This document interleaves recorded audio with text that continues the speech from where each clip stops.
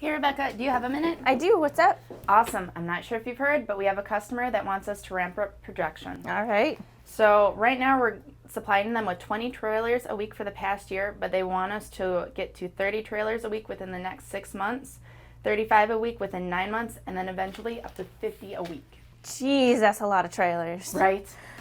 Well, thankfully we added some press brake automation to our production floor. Its primary process was to alleviate the potential bottleneck in that job flow, since it's one of the longest time-consuming processes that we have. It's also been a real game changer for this type of production, since it alleviates the musculoskeletal risk for our employees. Musculoskeletal what? Yeah, it's a fancy term for an ergonomic risk for doing something a repetitive amount of times. I'll run some time study calculations and compare our labor and scheduling efficiencies with two operators and with one operator and some automation. Sounds good. What else do you need for me to figure this out?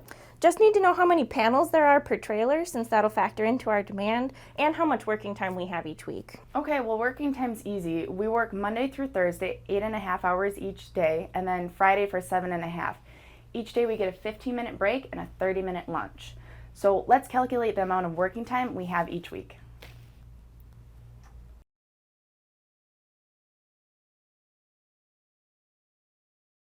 So to figure out the available working time that we have each week, you take our 8.5 hours that we work Monday through Thursday and add on the 7.5 hours that we work on Friday. Then you got to take out our break, so the 15-minute break that we have each day and the 30-minute lunch time.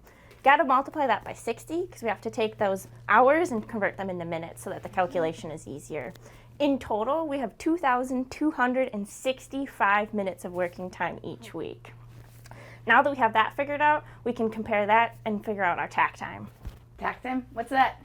Tack time is the amount of time that a project needs to be completed if a customer's on-time delivery deadline will be met. Okay, so let's calculate the tack time, keeping in mind there's 32 panels per trailer.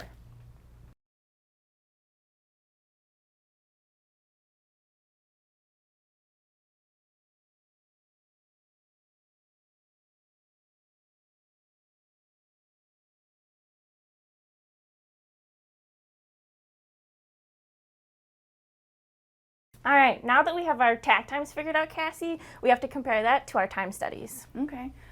So the cycle time for 2 operators is 2.75 minutes, meaning 2 operators working can produce 1 panel every 2.75 minutes. And the cycle time for 1 machine and 1 operator is 1.85 minutes. All right, so let's take a look at our chart. We need the cycle time to be less than or equal to our tack time to make sure that we can complete all of the work. Looking at the chart, which cycle time options are less than our tack time for each of our demands so that we know which set to pick.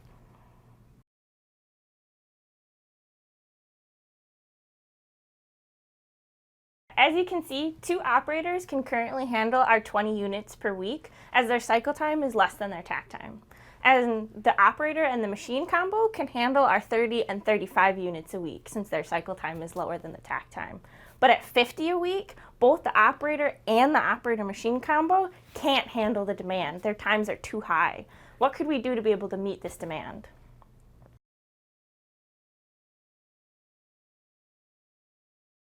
So we came up with 3 different options for us. Our first one is 2 teams of 2 operators, meaning we can get 2 pieces out in the same amount of time as before, or 1.35 minutes per panel, which is now less than our tack time, but doesn't leave us with a ton of time cushion in case something goes wrong. Our second option would be 2 teams of 1 operator and 1 machine, which would mean 2 panels out in 1.85 minutes, or 0.925 minutes per panel, which is also less than our tack time. But the machine and the person would have a ton of downtime at the end of the day since they complete all their work before the end of their shift. Our third option would be 1 team of 2 operators and 1 team of an operator and a machine, which would mean 2 pieces out every 2.3 minutes, the average of either of their cycle times, which would be 1.15 minutes per panel, which is also, again, less than our tack time. This is the option we're going to go with since it's just right, giving us a nice balance of machine and operator utilization. Now, all we have to do is figure out this impact and increase production on the next step in our process, fabrication. Well, thankfully, the machine replaces a job that was repetitive and not ergonomic for our workers to do every day. This frees them up to do some more fabrication then. And we'll be able to meet our 50-a-week goal with the manpower and machines we have now. Awesome.